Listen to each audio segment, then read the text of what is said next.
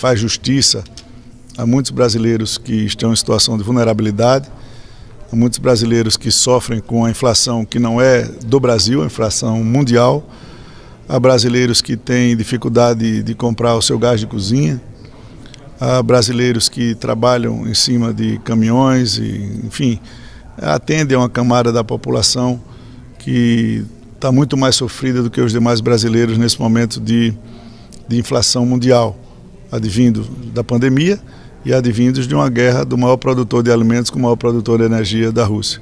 Lógico que isso é pano de fundo, isso é muito menor do que o efeito que essa PEC pode causar para as pessoas que estão em estado de vulnerabilidade, para as pessoas que precisam do aumento deste Auxílio Brasil e que, diferente do que muita gente está dizendo, ele está sendo embasado em 41 bilhões de 65 de superávit entre os dividendos da Petrobras e a venda da Eletrobras, que faziam um total de 65 bilhões. Portanto, não há furo de teto de gastos, essa receita é prevista, a PEC tem prazo de validade, ninguém está cometendo nenhum tipo de estelionato e essas situações a gente vai acompanhando, como vai ser o desenrolar de todas essas matérias que o Congresso Nacional tem votado para reduzir preço da energia, reduzir preço de combustíveis, que estão sendo demonstrados na ponta. Os brasileiros estão já acompanhando e agora todo mundo está falando, né? Todo governador está se exaltando porque assinou o decreto da redução do preço do combustível, da redução da tarifa da energia. Isso foi uma briga dura no Congresso Nacional, no Senado e da Câmara, para que a população, enfim, pudesse sentir a diminuição dos preços diretamente ligados a impostos. A gente continua ao vivo, deputado, na Jovem Pan, e só para a gente relembrar que a oposição, em diversas vezes, eles alegavam que era algo eleitoreiro, só que no final acabaram orientando a favor. É uma situação que, de forma geral, vê que é importante ajudar a comunidade nesse momento difícil, independente de ser ano eleitoral ou não, né? O que é deplorável nesse sentido, e eu procurei, como presidente, me manter muito quieto às críticas de plenário, é que numa discussão onde você vai aumentar a renda de uma população, garantindo o respeito às contas públicas durante um período, né? E lógico que nós queríamos que fosse mais, ou a população merece mais, isso nós temos que discutir a partir da votação do orçamento de 23, encontrar os caminhos para que a gente tenha suporte orçamentário para arcar com essas despesas, se por acaso quiserem perenizar lá na frente. Mas hoje nós não temos essa abertura orçamentária, nós temos a abertura financeira. O Brasil tem recursos de sobra e poderia investir se já tivesse feito, por exemplo, as reformas que são estruturantes para que a gente, por fim, lá na frente, deixássemos de usar o teto de gastos e sim o piso de gastos. Nenhum país grande, desenvolvido no mundo, tem teto de gastos. Tem liberdade de atender a sua população. Os países mais desenvolvidos da Europa, da América do Norte, da Ásia, atenderam a sua população na pandemia de maneira muito enfática, muito incisiva.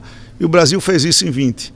Entrou com mais de 700 bilhões para atender a população em todas as suas classes sociais, em todo o empresariado, no ano de 20. No ano de 21 foi mais singelo, recuperou-se a economia, cobriu-se o déficit e em 22, com o recrudescimento dos problemas da pandemia com relação à economia, porque a inflação é mundial e a disputa de novo vem para dizer que é um problema do atual governo ou que é um problema nacional, quando todo mundo sofre com inflação e sofrerá em 23, em 24, com a desglobalização proveniente do problema do Covid. Então, não é justo que aqui se travasse uma batalha política no plenário para não dar ou dizer que o fato de você socorrer aqueles mais vulneráveis é um processo eleitoreiro. Rapidamente, só para a gente finalizar, já vou liberar o senhor sobre essa votação dos enfermeiros.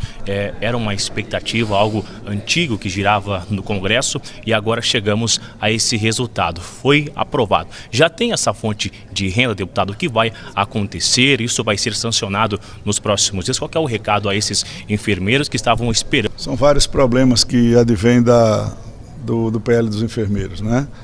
O piso ele carecia de constitucionalidade, isso a gente disse sempre quando ele chegou aqui na Câmara. Então essa PEC ela não apresenta fonte, ela dá a constitucionalidade ao PL que criou o piso.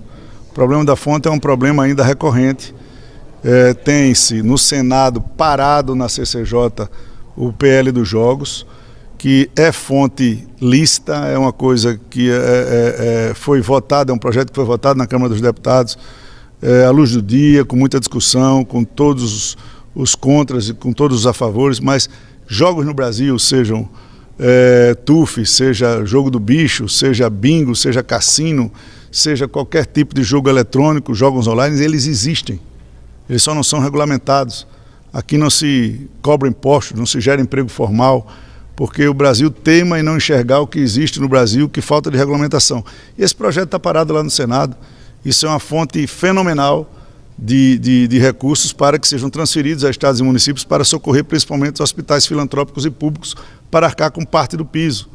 Nós temos aqui o aumento do CEFEM na mineração. Nós temos aqui a possibilidade ainda, por último, que é a desoneração da folha dos hospitais privados. Mas esses assuntos, uns estão dependendo do Senado e outros não começaram ainda. Então, a enfermagem já avançou muito com a aprovação do seu PL, com a aprovação da PEC 11, que dá a constitucionalidade, mas os problemas de fonte permanecem. E nós temos deputados aqui muito preocupados, principalmente a deputada Zanotto e a deputada Alice Portugal, que tem feito um trabalho incansável em busca de projetos que deem essa fonte ao piso da enfermagem. Okay. O fato é que, por ser um assunto que é quase que inédito, eu nunca vi isso acontecer, nós decidimos ontem por suspender e manter o painel em respeito àqueles deputados que estavam em missão, aqueles deputados que deram presença e tiveram que se deslocar para os seus estados, porque poderiam votar pelo sistema Infoleg, que é o sistema por internet no seu celular, por um aplicativo da Câmara. É lógico que começou-se uma guerra que não é justa para esse assunto entre oposição e governo, com as suas narrativas e suas lutas regimentais para retirar deputados do plenário e outros colocar deputados no plenário, tentando fazer um acordo que era melhor para eles na tese que eles levantaram. Eu estava querendo, por acordo, permanecer o painel, já que não foi um problema do painel, não foi um problema interno da Câmara dos Deputados, e deixar só os 20 ou 30 deputados que estavam com esse direito preservados votando online. Eles preferiram cumprir o regimento, eu obedeci o regimento, mas o regimento também dá ao presidente da Casa a autonomia de como nós estamos funcionando no sistema híbrido, presencial, com voto pela internet, a gente fazer com que todos os deputados tivessem direito de expressar a votação nessa matéria. E nós tivemos o cuidado de não adiantarmos na votação. Essa PEC era muito importante para que nós não permitíssemos que mais de quase 30 deputados não votassem, porque foram impedidos por um problema que não foi da Câmara. Claramente eu espero o resultado da perícia da Polícia Federal. Nós estamos entregues aí na mão, segundo o diretor-geral e o ministro da Justiça, na mão dos melhores técnicos e peritos para analisar essa situação. E nós esperamos o mais rápido possível ter a finalização desse inquérito.